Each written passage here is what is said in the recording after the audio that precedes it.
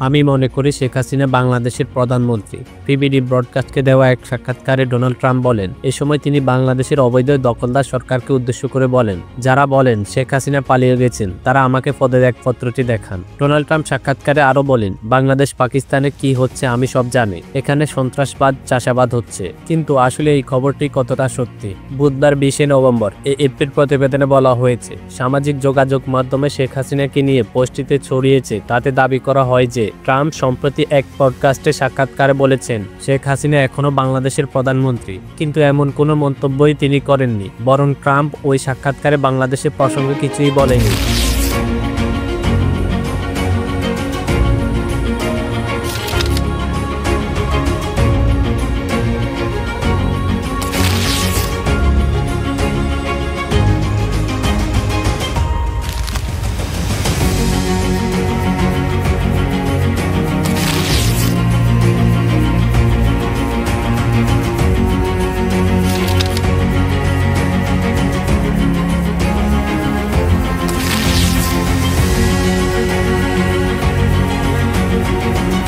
তথ্য অনুসন্ধানে জানা গেছে, এই মিথ্যা খবরটি ছড়িয়েছে বাংলাদেশের সাবেক স্বৈরশাসক শেখ হাসিনার সরকারের পতনের কয়েক মাস পর। একটি পোস্টে বলা হয়, যুক্তরাষ্ট্রের নির্বাচিত প্রেসিডেন্ট ট্রাম্প বলেন শেখ হাসিনার পদত্যাগ করেননি, তাই তিনি এখনো বাংলাদেশের প্রধানমন্ত্রী। এমন দাবি করা হয়েছিল যে বাংলাদেশের রাষ্ট্রপতি মোহাম্মদ শাহাবুদ্দিন সম্প্রতি এই কথা বলেছিলেন যে শেখ হাসিনার পদত্যাগ অবৈধ ছিল।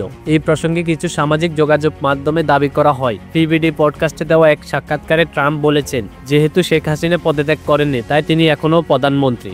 এএফপির ফ্যাক্ট চেক বলছে, এই মিথ্যা দাবির সঙ্গে একাধিক ছবি যুক্ত করা হয়েছিল, যেখানে ট্রাম্পকে পিবিডির পডকাস্টের উপস্থাপক প্যাট্রিক বেট ডেভিডের সঙ্গে আলোচনা করতে দেখা গেছে। ছবির উপরে লেখা ছিল, আমি মনে করি হাসিনা এখনো বাংলাদেশের প্রধানমন্ত্রী। ট্রাম্প ফেসবুকে এই ধরনের অনেক পোস্ট ছড়িয়ে পড়েছিল, যা ট্রাম্পের বক্তব্য হিসেবে দাবি করা হয়েছিল। এএফপির প্রতিবেদনে বলা হয়েছে, এসব দাবির কোনো ভিত্তি নেই। ট্রাম্প কখনো এমন কোনো মন্তব্য করেননি, বিশেষ করে শেখ হাসিনাকে নিয়ে তার কোনো বক্তব্যই নেই। 7 অক্টোবর 2023-এ ট্রাম্প একটি সাক্ষাৎকার দিয়েছিলেন, যা পিবিডি পডকাস্ট নামক ইউটিউব চ্যানেলে প্রকাশিত হয়েছিল। এই সাক্ষাৎকারের ভিডিওটির শিরোনাম ছিল, Donald Trump gets emotional speaks on tariffs, Obama and Iran. ভিডিওটি 1 ঘন্টা 26 মিনিটের ছিল এবং সেখানে বাংলাদেশ বা শেখ হাসিনাকে নিয়ে ট্রাম্পের কোনো মন্তব্যই পাওয়া যায়নি। এবিসি নিউজে এই বিষয়ে কোনো প্রমাণ পায়নি যে ট্রাম্প বাংলাদেশ বা শেখ হাসিনা সম্পর্কে কিছু বলেছেন। এদিকে যদিও ট্রাম্প ওই সাক্ষাৎকারে বাংলাদেশ বা শেখ হাসিনাকে নিয়ে কোনো মন্তব্যই করেননি, তবে 31 অক্টোবর 2023-এ তিনি নিজের ভেরিফাইড এক্স পূর্বের টুইটারে অ্যাকাউন্টে বাংলাদেশ নিয়ে একটি পোস্ট করেছিলেন। সেখানে তিনি বাংলাদেশি হিন্দু, খ্রিস্টান ও অন্যান্য সংখ্যালঘুদের উপর বর্বরচিত সহিংসতার তীব্র নিন্দা জানান। তিনি বলেন, বাংলাদেশে দলবদ্ধভাবে সংখ্যালঘুদের উপর হামলা ও লুটপাট চালানো হচ্ছে। দেশটি এখন পুরোপুরি বিশৃঙ্খল অবস্থায় রয়েছে। তবে এই পোস্টে তিনি শেখ হাসিনা বা তার সরকার সম্পর্কে কোনো মন্তব্য করেননি। এটি পরিষ্কার যে সামাজিক যোগাযোগ মাধ্যমে ছড়ানো ট্রাম্পের বক্তব্যের মতো মিথ্যা দাবিগুলো প্রকৃত ঘটনা থেকে অনেক দূরে। বার্তা সংস্থা এএফপি এবং অন্যান্য সংবাদ মাধ্যমগুলোর অনুসন্ধানে এটা স্পষ্ট হয়েছে যে ট্রাম্প শেখ হাসিনার পদত্যাগ বা বর্তমান সরকার নিয়ে কোনো মন্তব্যই করেননি। এই মিথ্যা খবরটি ছড়িয়ে পড়ে বাংলাদেশের রাজনৈতিক পরিস্থিতির মধ্যেই, যখন গত 5 আগস্ট শেখ হাসিনা ভারতে পালিয়ে যান এবং তার পদত্যাগের বিষয়টি আলোচনার জন্ম নেয়। তখনই এমন মিথ্যা দাবির সৃষ্টি হয়।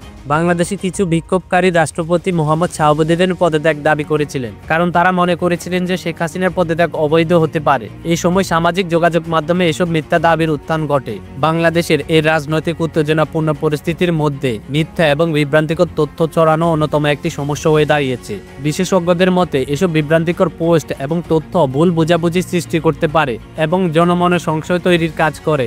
এমন পরিস্থিতিতে সতর্কতা অবলম্বন করা এবং সঠিক তথ্য যাচাই করা গুরুত্ব আরও বেড়ে যায়। সম্প্রতি সামাজিক যোগাযোগ মাধ্যমে যে কোনো ধরনের খবর বা তথ্য দ্রুত ছড়িয়ে পড়ে, যা প্রভাবিত করতে পারে রাজনৈতিক ও সামাজিক পরিস্থিতি। তাই ভুল বা মিথ্যা খবর ছড়ানোর ঠেকাতে আরও সচেতন হওয়া প্রয়োজন।